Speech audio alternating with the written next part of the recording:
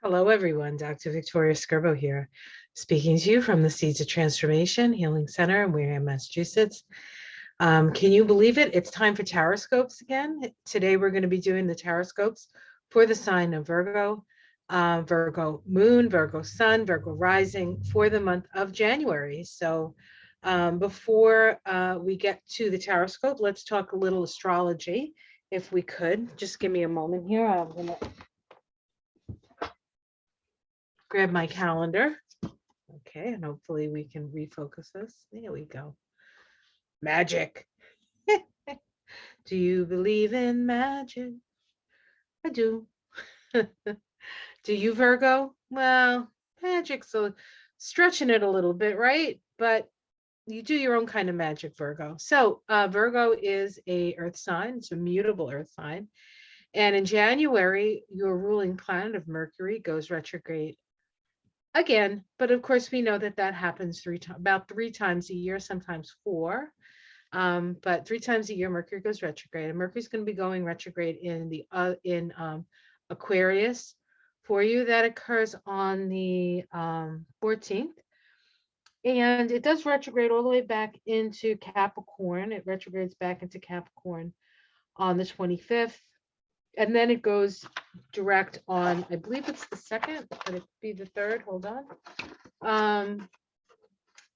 The 3rd of February. So for about half the month, your ruling planet is retrograde, but of course, it is also in its pre-shadow at the beginning of the month. So for all intents and purposes, your ruling planet is being a little bit dysfunctional. So, Virgos like to get the information. They like to get the information correct. And they're not, they're good about like working it and making sure they get everything right. Generally, they like to triple check. Perhaps with Mercury retrograde, you want to quadruple check and not get too caught up in having things, at least your schedules being perfect. And we could run into some computer glitches because it is in the sign of Aquarius. So that's something to be aware of, Virgo. Now, there's some really good things happening for you, Virgo. At the beginning of the month, on the 2nd, we have a new moon in the sign of Capricorn. So for you, Virgo rising, Capricorn is your 5th house, your house of creativity, your house of children. There's going to be a new moon in the sign of Capricorn in that 5th house. This is a time when you can start a new romance, perhaps, or a new creative project. That 5th house is the house of creative self-expression. It's the house of love. It's the house of children. It's the house of what we create that has that sort of comes from our heart. Really, it's a heart-centered energy. And that particular new moon in Capricorn is trine Uranus in Taurus. So things that get planted, things change quickly. So it's a good new moon to plant a seed of change. In fact, the whole 2022 is about seeding the change. And we do have the Saturn-Uranus square that is still in a tight orb all of January, but really is in play, even though it doesn't go exact again, is in play for the rest of the year, getting very, very close in October before they separate and go on to their next journey or their next interrelationship, as it were. But we are working on that last quarter crisis in consciousness square, questioning authority. And, you do your own little part with questioning authority. Virgo may be the worker bees, but when things aren't working and things aren't working right, the worker bees will take things into their own hands. It reminds me of something I read about bees and the queen. When the queen can no longer do her job, the workers will like all sort of gang up on her and they don't sting her, but they overheat her, and that's how she passes away. Or maybe they suffocate her. I'm not sure, but it's like, nope. What's good for the hive, right? So there's that kind of energy a little bit with Virgo, and we could use a little what's good for the hive these days, quite frankly. Um, what's good for the common good, right? So we also have a couple of other things. We have, of course, that Mercury retrograde on the 14th. We do have a full moon in Cancer. And for you, Virgo, that would be your 11th house, your house of friends. So illumination around something to do with friends is part of that new moon in the new moon in Capricorn, right? It's the halfway point of that new moon in Capricorn. And actually that day or the day before the full moon, the sun makes a conjunction to Pluto. So the full moon has the sun conjunct Pluto, which is also change and transformation. So everything is sort of the pump is primed for change this year. And of course, being a Virgo, you've done your due diligence, you've dotted your I's, you've crossed your T, you've neatened everything up, you've perfected it as much as you can. Now it's time for the show to get on the road. So don't let this idea that, well, I'm not quite ready yet, uh, you know, get into your consciousness too much. Although with Mercury retrograde, you do maybe have to wait until things ease up with that before you can really like get moving on stuff. But there's plenty to know and there's plenty to learn. The sun is in Capricorn, right? The sun is in that fifth house as well. So romance is highlighted, creativity is highlighted. It does move into Aquarius, which then moves it into the sixth house of your health and your well-being. So after the 19th, the sun shines on your house of health and your mundane tasks, which for the most part, I think you're probably pretty much ahead of the mundane tasks. Although I've had a few Virgo friends who have been phenomenal at helping people organize their lives. And then you would go to their house and you would see that they did not give the same consideration to themselves. So don't forget to work as hard for yourself as you do for others, Virgo. The moon, Mars is in Sagittarius, and that is for you Virgos. That is your fourth house. So there's a lot of energy in your house, your home. So things can maybe get done in your home, and then it moves into Capricorn on the 24th. And so we put more energy in those creative projects. So try to get what you want to get done in your home done by the 24th, because then the energy shifts into more creative projects. So, maybe if it's that super clean or getting all the decorations wrapped back up, or maybe discerning which ones you want to keep for next year and which ones you don't, getting rid of the lights that only half work, throw it all out, start new in 2022 for, in Christmas 2022, right? Okay, let's see what else is going on here. Oh, there's so many things. Venus, the planet of love and relationship, is retrograde. It went retrograde on the 19th of December. It's retrograde until the 29th of January. So for all but 2 days in January, it's retrograde. It's retrograde in Capricorn. We're all rethinking our relationship to power, our relationship to our own authority, our relationship to what's truly important to us, what we value, and what is essential. At the same time, speaking of what is essential, the nodes of the moon shift into Taurus, North Node, Scorpio, South Node. They've been in Sagittarius, South Node, and Gemini, North Node for 18 months. And so now we have a shift in that energy. Takes a little bit of the pressure off of Virgo, because Virgo was squaring the nodal axis of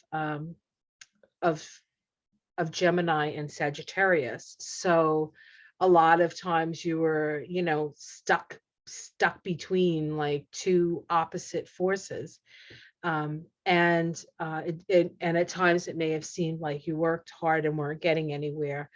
That could also be the fact that Neptune is very potently moving through Pisces. And so Neptune will be opposing your Virgo planets, or your Virgo, whatever, right? Whatever you happen to have in Virgo. And an opposition to Neptune usually means that you try and you try, and things don't seem to, things sort of like you work really hard and then things sort of disappear away. That's still sort of in the week. Okay. Neptune is going to be in Pisces for a couple more years. So that's still an issue perhaps, but it depends. And now it's at like 21, 22 degrees of Pisces. So if you're in the beginning of Virgo, it's not much of an issue. If you have planets at the end of Virgo, it becomes a little bit more of an issue. And then it depends on what planet it is, right? If it's Mars, it can be an issue, right? Okay. The nodes of the moon in Virgo, in Taurus, now is trine your Virgo, and the south node is sextile your Virgo. So the trine and the sextile are easier aspects. There's less crisis. And I know how you guys love crisis, but even Virgos, I think, have had it up to here with crisis. And so while the north node in Taurus and the south node in Scorpio is not going to necessarily be an easy ride for anybody, it's not as bad for the mutable signs as it's been the last 18 months. So that's kind of a yay for mutable signs. Okay. Let's see if there's anything else I want to talk about. Oh, that north node in Taurus will be in your ninth house. What is the truth? This is a time when you can really decide which beliefs are worth keeping and which ones are worth letting go of. Also have an opportunity to let go of some old ideas and some perhaps more messy karmic relationships with brothers and sisters, cousins, or neighbors. So that may ease up a little bit for you if you're having that issue. All right, I think that's what I want to say. Again, Mercury is retrograde from the 14th until the beginning of February, so be aware of that. Take precautions, more precautions than you usually do. So I'm going to be using the Rider Waite deck. I like to use a different deck for each sign, just because. And this is the one I left. Well, actually, no, I do have another one, but this is the one I'm going to use. So the Lovers fell to the ground. What falls to the floor comes to the door. There's a lot of stuff happened in that fifth house this month. So, we could have a new relationship, a new love, a new interest. You might want to go to the casino. I mean, I wouldn't say do it before the 14th. But you don't go nuts. Just, although that's not your natural tendency anyway. You're a little too cautious for that. But play a few lottery tickets. Why not? This could be a big payoff. And then you can finally go on that vacation that you don't allow yourself to go on because there's always work to do, right? When's the last time you went on a vacation, Virgo? I have Virgo on my chart.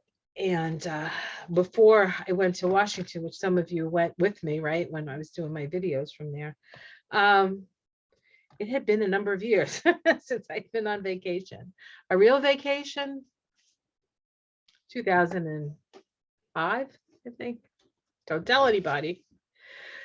There you are, sitting up there on the hill, looking at all your work, waiting for things to grow.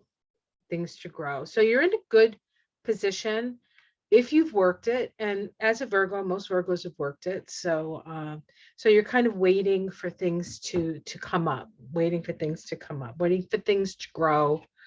And what's crossing it is heartache. Did somebody break your heart? There's sorrow, there's heartache. Maybe you had put a lot of effort into something and it got dashed in some way.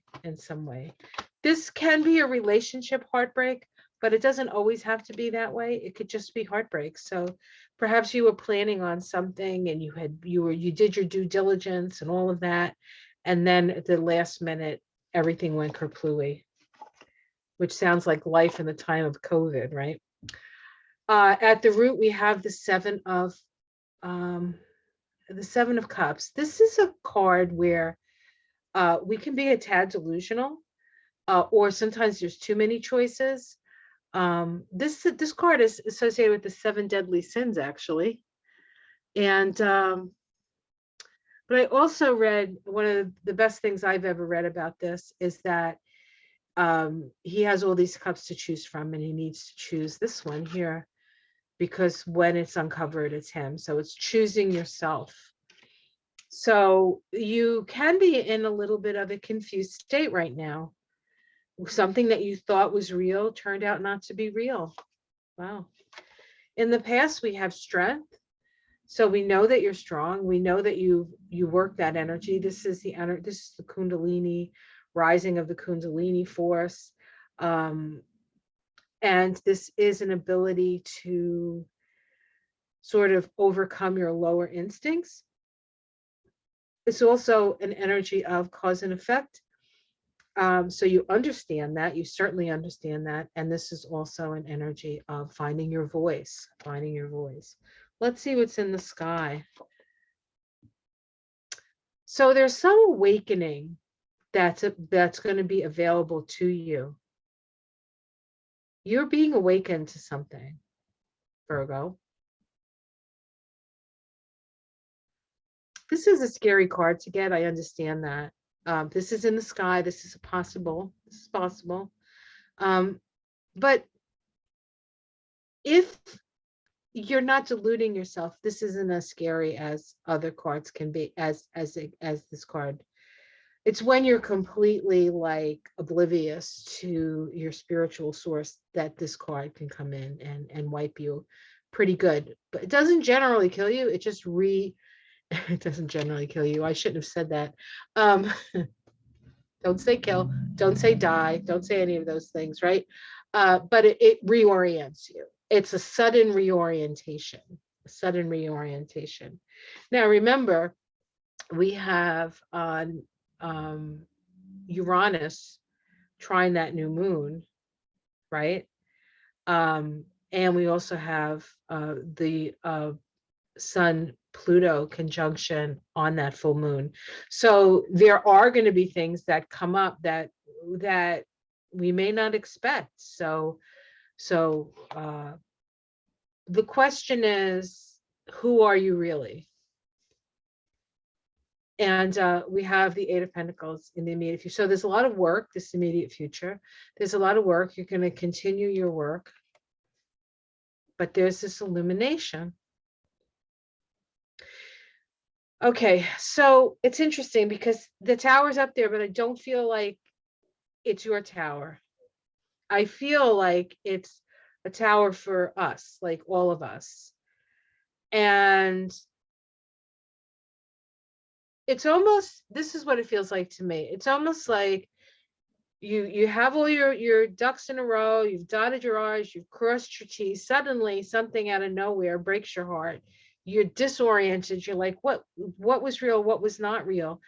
And then at the same time, we have this occurrence that wakes people up, that requires people to remember that they're spirit having human experience.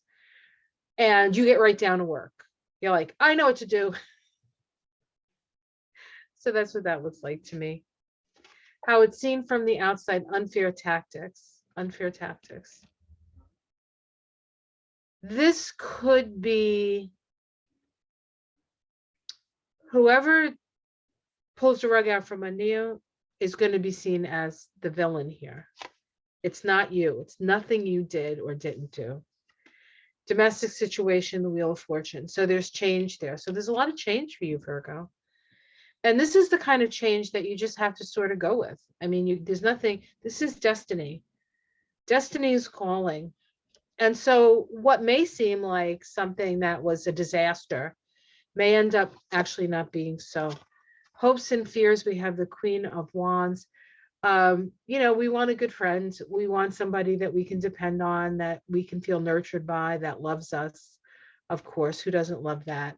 That's also about dominion and like having dominion over your own spiritual self. We have the outcome here is divine discontent. Don't get caught up in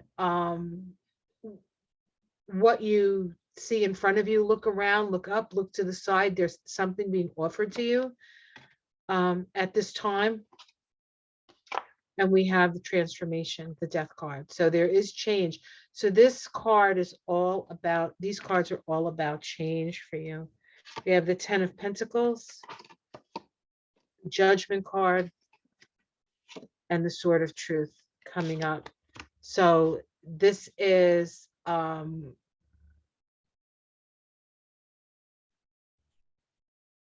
weird. This feels like to me, and I don't know why I'm saying it, but I'll say it, and it doesn't really apply to you, Virgo, but I'm going to say it. These cards look like getting down to the bottom of the money that created the January 6th thing. So I don't know how that would affect you, but that's what this looks like. At the bottom of it is them figuring out who brought an uncovering of that. I know that's not a personal thing, so I didn't even want to bring it up, but I figured I have to say it. I haven't done this with anybody else, but these cards are a little difficult. Okay, so I'm going to tell you, I mean, they're difficult. So I want to just pick an oracle card just for you, Virgo, because you're special. You're special. And let's see what, give us a further elucidation on this for Virgo. Further elucidation on the Tower, the changes coming for Virgo. What does Virgo need to be aware of? What does Virgo need to be aware of?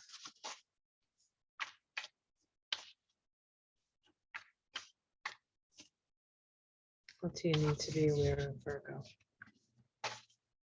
Okay. The Time Master. The Time Master.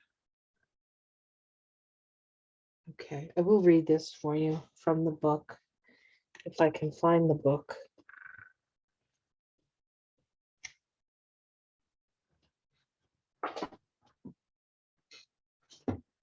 I will be right back. I have to find the book.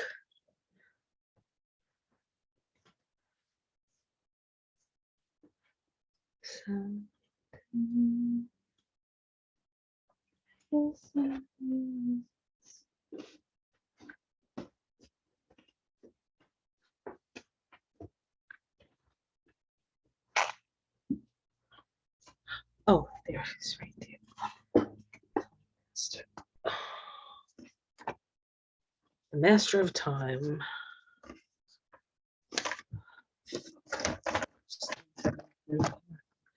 Too much stuff. Too much stuff. What number is it? Time Master 57. Okay.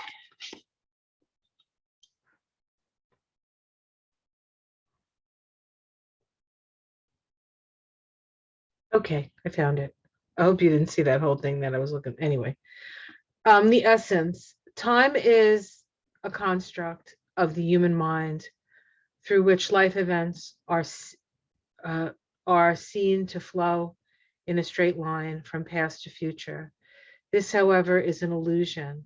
Time moves in patterns, fractals, sometimes turning like a wheel and others moving straight as an arrow. Humans see time, excuse me. Humans see time as a ticking clock, and its image reminds us that there is only so much of it to spend in a life, like a kind of currency. At any given moment, you can see time in all its infinite potential, at one vast and all-encompassing, and then shrunken and finite. It all depends on perspective. When the Time Master visits you, he asks you a most important question. Will you break free from limited cause and effect thinking by moving beyond this linear illusion and welcoming a new cyclic quality of time? You find yourself in a moment where the wheel of time turns and you're able to influence the past, thus changing the present and future simultaneously. This is the true test of the time master. You are being invited to take back your power, so let go of the past and choose to step into your life. In this moment, you are all powerful. You are the time master. Anything is possible. And this is the medicine. Sometimes it appears that you are running out of time. You worry you won't get what you need or want. In everything gets stuck like a log jam. This is only in your mind. Time expands and contracts according to your ability to be mindful and observant. Fully engaged in your now, it's time to release the story of your past.